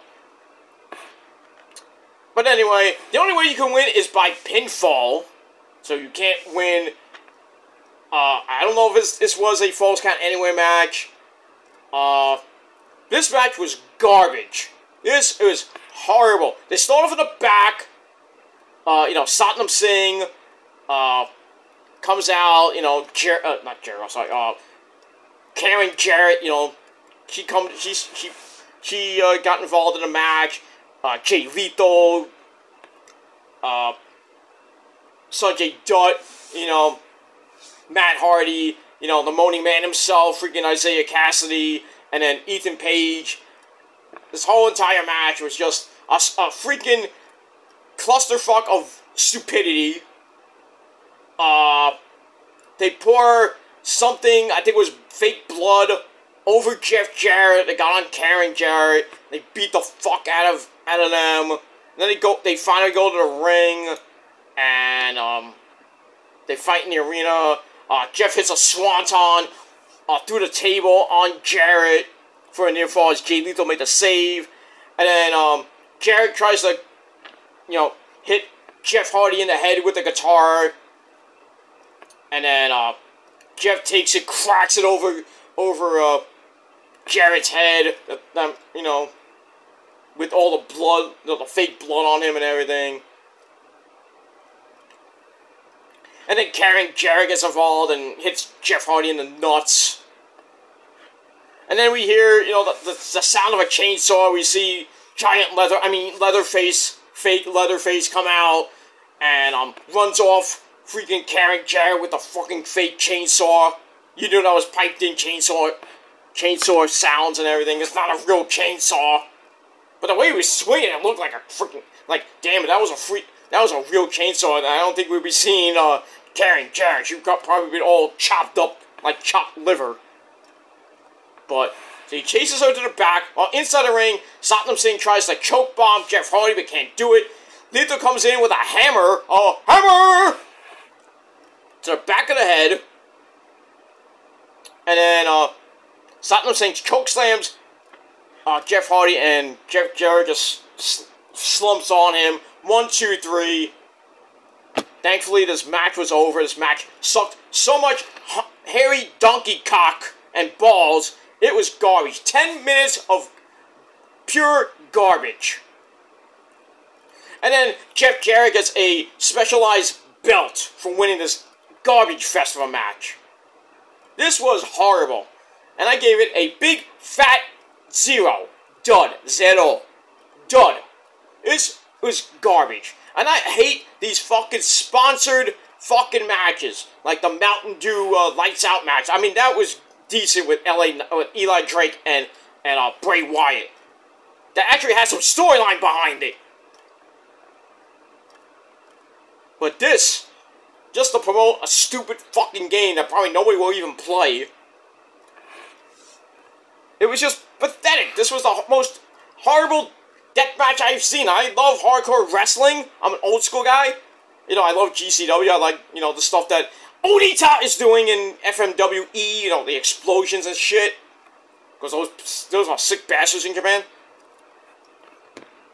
But I mean, seriously. This match should have never even fucking happened. I would have put it on a Rampage. Why you put it on Dynamite? In front of a live audience. I mean, are you serious, Tony Khan? I can only imagine what the rating's gonna be when it comes out tomorrow or Friday. Because the quarter hours are gonna be hideous. Horrible. I would be shocked if they did over 750,000 views. Or 800,000 views. This might be the worst rating in the history of AEW, because they put on this shitfest show. Holy crap. The worst fight for the fallen in the 4 years of AEW. Sad. So that's all I gotta say about that. This match sucked really bad. It felt like gobbledygook coming out of the egg at Survivor Series a long time ago. Horrible. Horrible. And that's it. So let's just move on from that. Alright, then we go to Britt Baker Baby taking on the Bunny, who had all her group with her, you know, her husband Pepper Parks, we had the Butcher, we had Penelope Ford at ringside. Not a great match per se, you know, coming off that horrible death match. We get to the women. I felt bad for the women coming after that. Oy.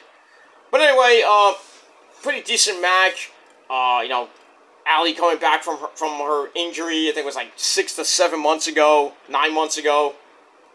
But in any case, as I predicted, Britt Baker wins with the stomp after a sling blade for a near fall, and then she comes right back, hits the stomp, 1, 2, 3. You know, welcome back, Allie. You know, come back and you lose. It's sad. But Britt Baker Baby wins the match. She goes on to the Fatal 4-Way match for the AEW Women's Championship, where she will be with Shida, Toni Storm, and Paige in her home country. I think, like I said, Paige is going to win that belt. Hold on to it for a little while. I don't know how long. Maybe a couple months. Maybe till we get to Full Gear 5. But we'll see. And that's it. So I gave the match 2.25 out of 5 stars. And that's it. Alright, then we get the All-In rundown for the matches that have been announced. Alright, after that, we go to a tag team match, which basically wasn't anything. It was The Acclaimed, you know, Max Caster and Anthony Bowen. We're going to do some scissoring, ladies and gentlemen. Scissor me, mommy ass. So about to face a jobber team from Nashville, Tennessee. Yep. So they're about to start the match, but then the lights go out, and somebody forgot to pay the light bill. And I was like, I bet you the House of Black show up. Just because, you know, with the whole Billy Gunn situation that he retired. The lights go out, they come back on, guess who's in the ring? The House of Black, Malachi, Buddy Murphy, Brody King, and the lovely Julia Hart. They're in the ring, and then they beat the living fuck out of the Acclaimed. Brody takes his big, giant chain, wraps it up in a ball, boom, hits Max Caster right in the head, busts him wide open. And then, they beat the fuck out of Anthony Bowen, leaves him laying. And then, Julia Hart, well, actually, I think it was Buddy Murphy, walks around with Billy Gunn's boots, and he gives it to Malachi. He's like, happy, he's like, oh, look what I got. So that's it, we don't get a match.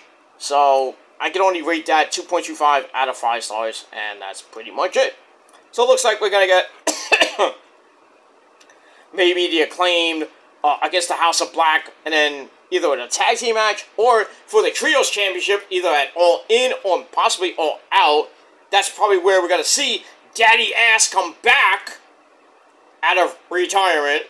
The fans are gonna go nuts. He's back, and then he's back with the Acclaim. We get more Sesame Daddy Ass, and they're gonna win the AEW Trios Championship. Because I want to do it for Daddy Ass before he officially retires. But I think it's going to happen.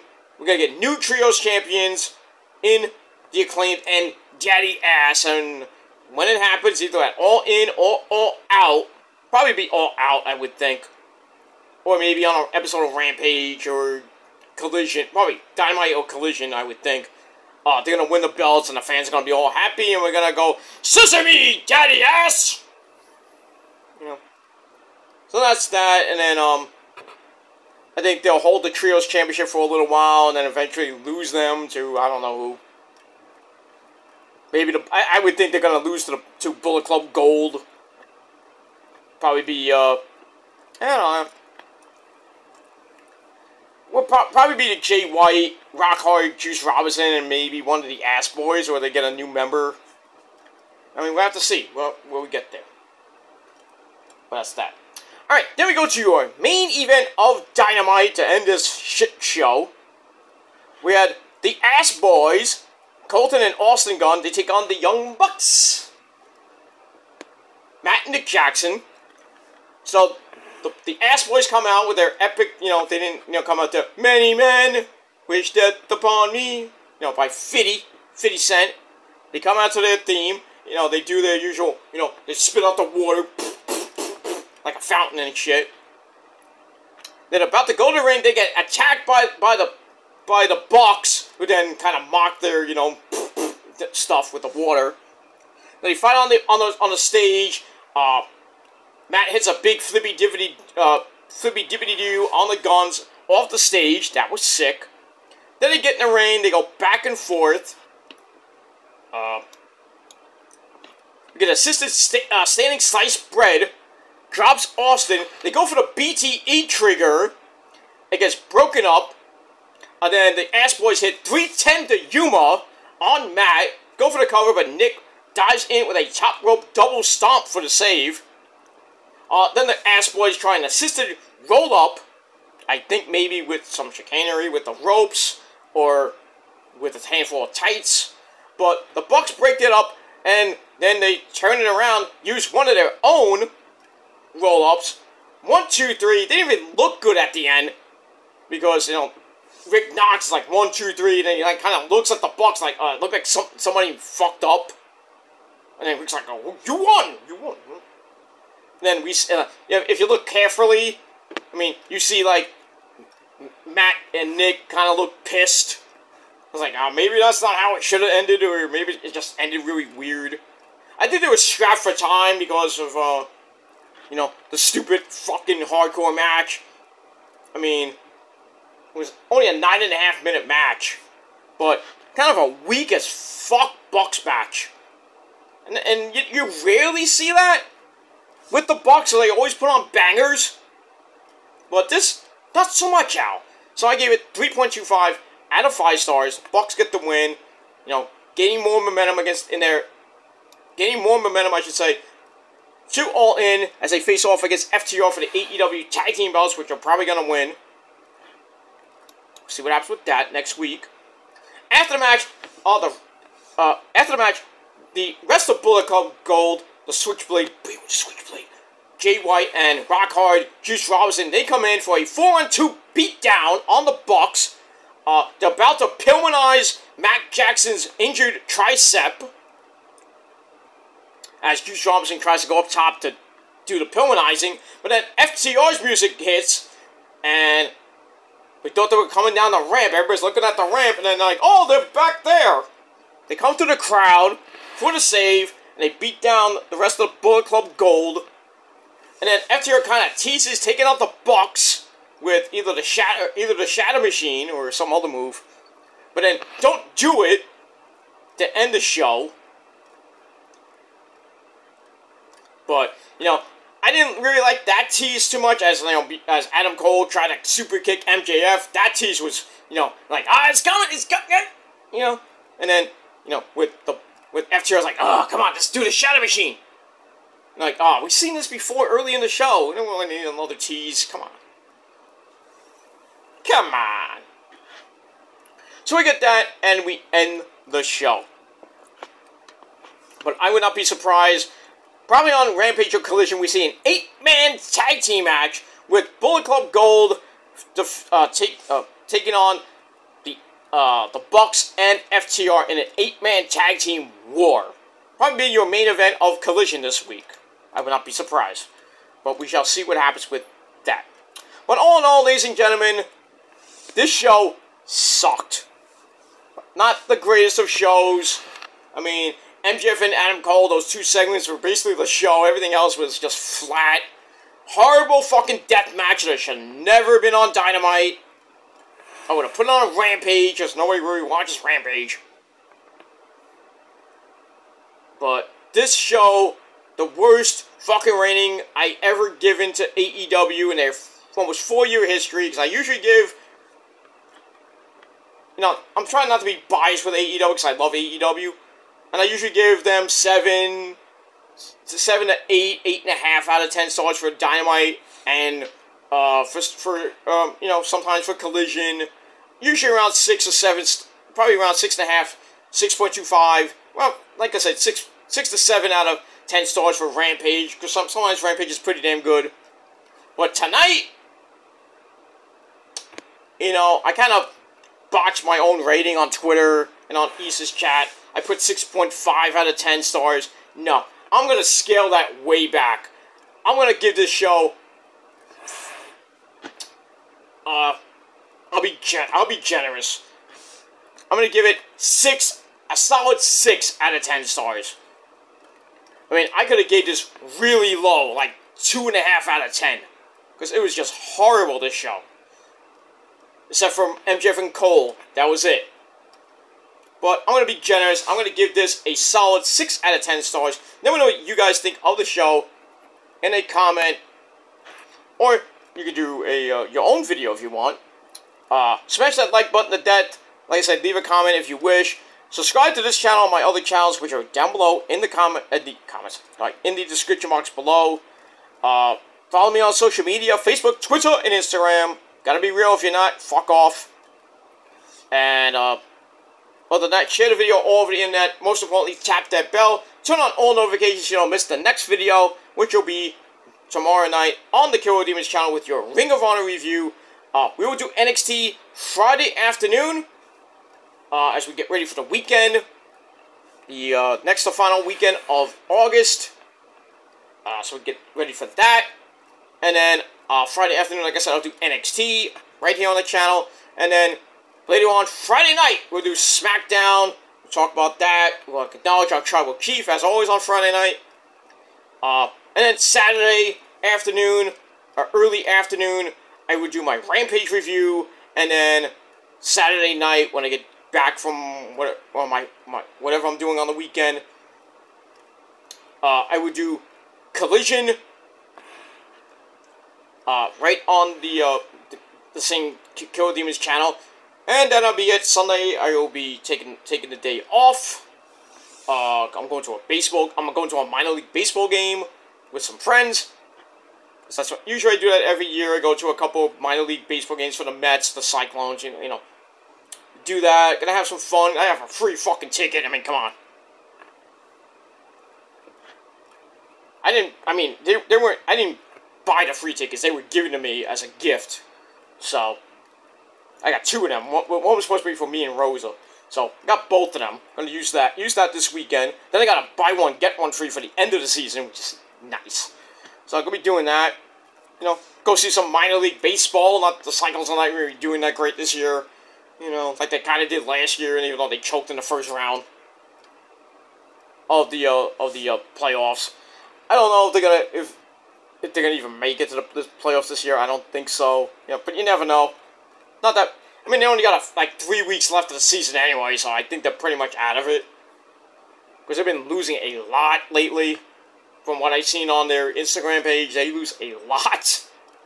But it's a good time. You know, it's in Coney Island. You're right near. You know, you're right near the Cyclone. You can go on the Cyclone. You go on the beach. You know, watch the fireworks every Friday night up till Labor Day weekend. Well, until Labor Day, I should say, not Labor Day weekend. You know, so we got like 3 weeks of that. So that's nice. You know, you have a Nathan's hot dog. You have some chicken tenders, which are pretty good. You can have a beer. You know, just enjoy, you know, 9 innings of minor league baseball, and then you go home.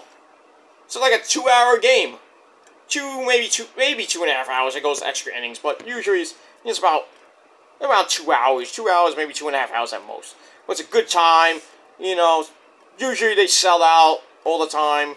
Because, I mean, like I said, it's right near the amusement park, right near Nathan's. You know, so you can get a good old-fashioned hot dog.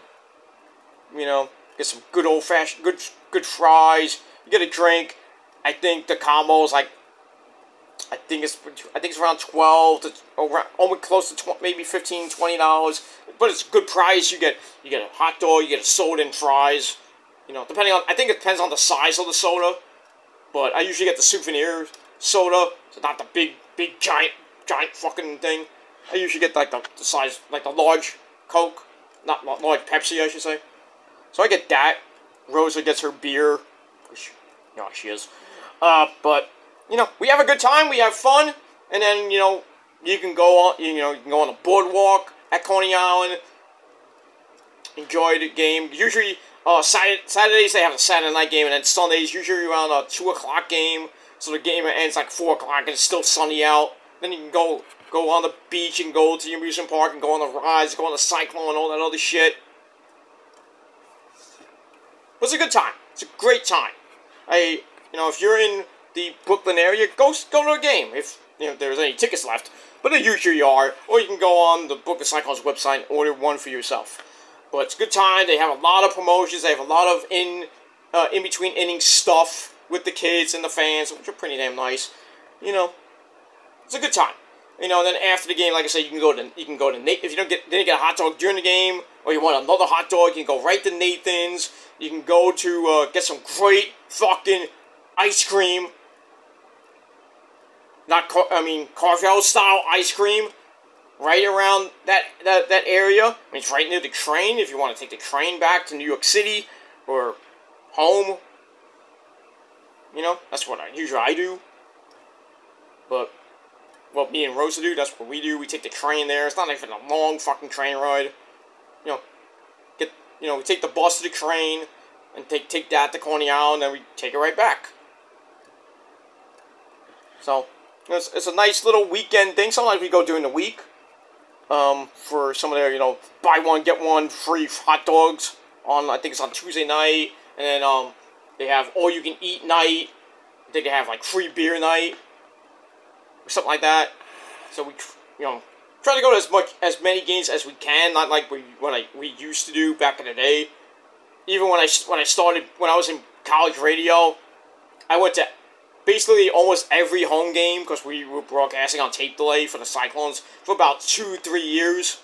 It was a good time. We had a lot of fun in the press box. Free food. I mean, come on. I could beat that. Sometimes, you know, we would think, oh, we're going to get chicken wings, we're going to get chicken tenders, we would get, you know, various food, and sometimes the food wasn't, well, they gave us some weird food, like oh, we can't eat this, you know. So we would have to pay out of pocket to go down to the concession area, get some like chicken wings or chicken tenders and soda and fries, and we come back up to the press box. It's like, yeah, I thought you were gonna eat here. No, nah, we don't want this. I'm not hungry with this. But they always had good cheesecake from the Cheesecake Factory or from Junior's Cheesecake. Great cheesecake. Great. I mean, we had the food, then we had some, we had free soda, and then cookies or cheesecake. Couldn't beat that. You can't beat that. So, it's a good time back in the day. I miss it. I miss being in the press box. I was even actually on the Tron, which is sad. Dude, they had a bobblehead giveaway, and I was like modeling the bobblehead. He's like, hey, you want to model the bobblehead during the inning? I'm like, oh, fuck, I guess. So I'm modeling the thing, and then after the game, fans are coming up to me after the game. It's like, oh, you modeled that pretty damn good. You want to work for freaking Price is Right? I'm like, no. No, I just did it, No, I was just being funny. Like, hey, look, it's a bobblehead. Good times, good times. And I always got the freaking promotions for free. Well, even when you go, you gotta buy the ticket, of course. And then they have various promotions. You have, like, a towel, bobbleheads. I got, the Pete Alonso bobblehead. They're supposed to have another one at the end of the year. I don't know if this is gonna be the same one. I hope not. Should we have a new one? If it's the same one, I'm just gonna give it to my dad or give it to somebody else. But, I got this at the end of last year. So, good shit. Back. But good stuff. So that's what I'm going to be doing this week. Well, Sunday. I'm going to hang out with my friends at the ballpark. Have a good lunch. Probably have some chicken tenders because they're pretty damn good. Some good old-fashioned Nathan's French fries. And a good old big-ass fuck cup of Pepsi. And I'm going to have a good time. Hopefully the Cyclones win. But if not, at least I'm going to have a good time. And I'm going to probably come home after that, probably take a nap, and then, you know, do whatever I got to do. Probably clean the house up on Sunday, you know. Sunday evening, Sunday night. Watch some TV, probably watch maybe some stuff on my DVR, you know. And then go to bed, and then get up Monday. Gotta go back to work. Make that money you wish you had. And that's pretty much it. And that's, you know, we'll see what happens with all that. Alright, I talked for way too long. It's almost 2 hours. I'm surprised even I could do this 2-hour video on this phone. That's why it pays to have a 64 gig phone. But even though it's a temporary phone. Because I'm getting my Samsung probably later tomorrow. But I think that's the 32 gig, so I'm probably gonna go back to about the 30-minute videos, the quickie videos. But we'll see if I can, you know, do like what I'm doing now, almost 2 fucking hours. Well, you know, imagine this was live. It's not live. It's actual video. I'm talking for 2 hours on an actual, you know, recording. I'm recording for 2 hours, so it's kind of like a podcast, if you will. But anyway, I gotta go. It's almost 3 o'clock in the morning. I gotta get up early because I gotta go to physical. I gotta work tomorrow for a little bit. Then I gotta go to physical therapy. Right after that, I gotta go to the bank to cash my paycheck and everything. And then I'm gonna have me and the missus gonna have Thursday night dinner with the folks, and I'm gonna have a good time. I'm gonna watch some TV. Mets are not playing. I think they're off because they're flying to St. Louis, I think, this weekend. So I'll probably just watch some Fox News, like we always, you know, my dad always watches Fox News because he's a political juggernaut. So we'll watch that, you know, have some coffee and cake, have our dinner, and then go home. And then gonna have a pretty good weekend. And that's pretty much it. Alright, I really have to go, ladies and gentlemen. Thanks for watching. Once again, really bad Dynamite tonight. And, it's probably the last time I'm gonna do this, but 6 out of 10 stars for this horrible Dynamite. Hopefully, next week at Fyter Fest, they do much better than putting out this crap. But we'll have to see what happens on Rampage. Maybe Rampage and Collision will be better than this crappy crap fest of Dynamite. But it is what it is. So once again, 6 out of 10 stars. Let me know what you guys think down below in the comments. Don't forget to like the video, subscribe, hit the bell, all that other stuff. Watch my rant. Well, not even a rant. Watch my video. My apology to Sean's Entertainment and my final word on those idiot trolls that mean nothing to me anymore. They suck my dick and rotate on it. Because I've been doing that for 14 goddamn years. But in any event, I'm getting out of here. Thanks for watching, everybody. I'm Peter Joseph signing off. Peace out, rock on, and rock hard with your cocoot. And if you're not down with that, well, too fucking bad. Because me, the Purge, and everybody else, we all got 3 motherfucking words for you, you sons of bitches. And that is the greatest catchphrase in the history of YouTube and the history of everything. And that is, fuck you, man. That's it. You don't like it? Come at me, bro. But it is what it is. You don't like it? Come at me, bro. Or go fuck yourselves and fuck you, man. So that's 6 great words and 6 great catchphrases. Well, actually, 3 great catchphrases. 3 great catchphrases in 6 words. Not even 6. I should say 9 words. I can't count tonight. It's late. I'm sorry. But go fuck yourselves. And fuck you, man. Come at me, bro. That's it. Thanks for watching, everybody.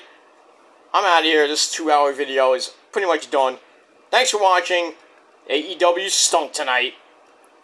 And hopefully it'll be better on Rampage and Collision this weekend. And that's pretty much it. Episode 25 of Ring of Honor this week. That should be good tomorrow night. And that's it. Alright. Thanks for watching. Peter Gilmore signing off. Peace! Bitches!